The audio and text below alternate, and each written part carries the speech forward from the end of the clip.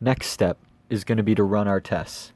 We're going to run our test cases first to make sure that everything's working, and then we're going to start our test-driven development cycle. We'll open up a new terminal and then change directory into our SmartLock project inside of our own Git branch. Then on one command line, we'll run Jovo run, which is going to start our Jovo server running on that terminal. Then on the second terminal, you got to make sure this is on the second one, run npm test.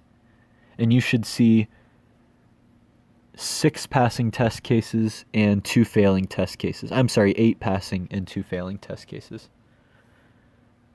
That's fine. So we'll go into our project, open up either Atom or Sublime or Visual Code, Visual Studio, Visual Code, I can't remember, and open up the project. Then open up the test folder, and you're going to copy the contents and create a new file labeled launchTests.js.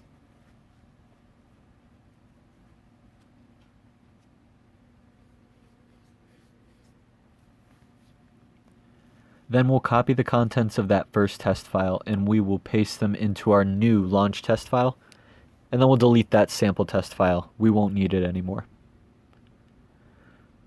Now we'll delete a lot of this excess information, like this entire other describe block, as well as the final 3 it blocks.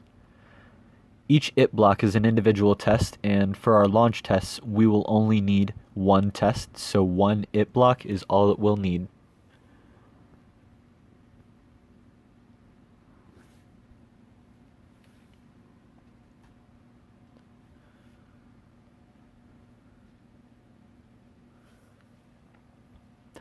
Now let's define what we expect to be returned when the customer launches the app. Our customers are going to be homeowners or renters. These are going to be people who have the smart lock on their door. So what we expect when someone launches the app is you can type out your own custom response. What we'll go with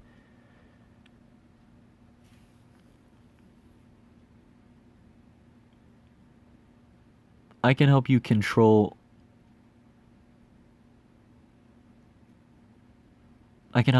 smart locks. Say, lock the front door, or unlock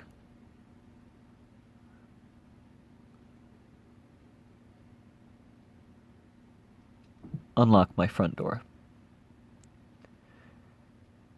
And on top of that, we will make a launch reprompt.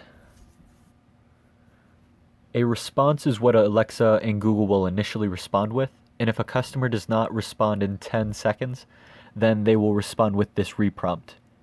I'm going to make it a little bit shorter by cutting out that first sentence to just ask them if they want us to lock or unlock the door.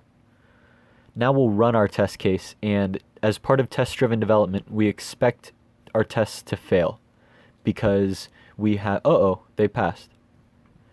Well, okay, so the reason they passed is I never substituted the variable. I left the text that the test case expects the same. So I'll put in those 2 variables, and now I'll also update everything looks good there. I'll just add in our describe launch intents, so that way in our terminal logs, it'll make a little bit more sense and a little bit more readable when we're trying to debug later on. As I was saying, with test-driven development, our tests should first fail because we haven't written any app code yet. Once our tests fail, then we're going to go with the only right enough to get it to pass. Do the simplest amount of work to get it to pass. We'll save our tests and then run them again. And this time, both of our test cases failed. Failed, exactly as we expected. Now we can add code to our app file. We'll go into the app folder inside of the app.js file, and we will update the response to match what we have put in our test case. Inside of our launch function, launch is a built-in function by Jovo, so anytime a customer launches your Alexa skill or Google action, the first place they will go is the launch intent. I'll add a follow-up state of actually I'll call it first state. That way it's the first state the customers go to, homeowners go to after they launch the application. And then inside of our ask block, I'm going to copy and paste our launch response and launch reprompt variable. So that way that's exactly what Alexa and Google actually respond with.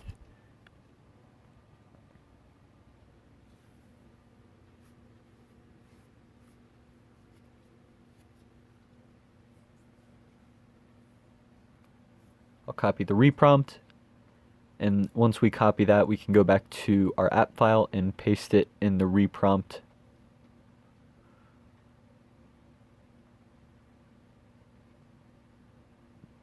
Save the app, and now let's relaunch our server. Anytime you modify your app.js file, you'll need to relaunch your server. Go back to your tests and run them again, and we will see that it fails for some reason. Let's debug a little bit. Everything looks good on our test file, and everything looks good on our app file. Let's check the log messages in our terminal. In this case, we could see that it actually was an error message that first state was never declared. So once I define the first state, I can run our tests again, and this time they pass. Now that our tests are passing, let's go ahead and build the language model. Before we build the language model, we'll refactor our tests real quick. This is the step after all of your tests pass. Refactoring is changing how the code looks to make it more readable, but it doesn't actually add any functionality.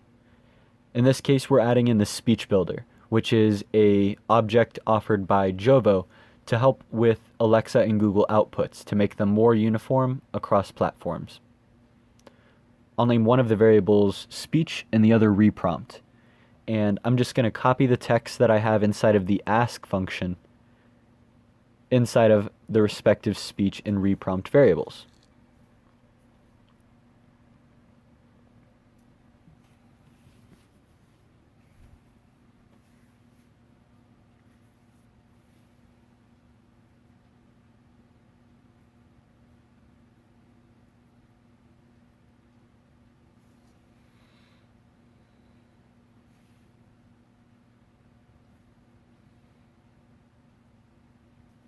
Once we've updated all of those, we'll run the test cases again to make sure that we didn't break anything during our refactor. It looks like our test cases pass. Perfect.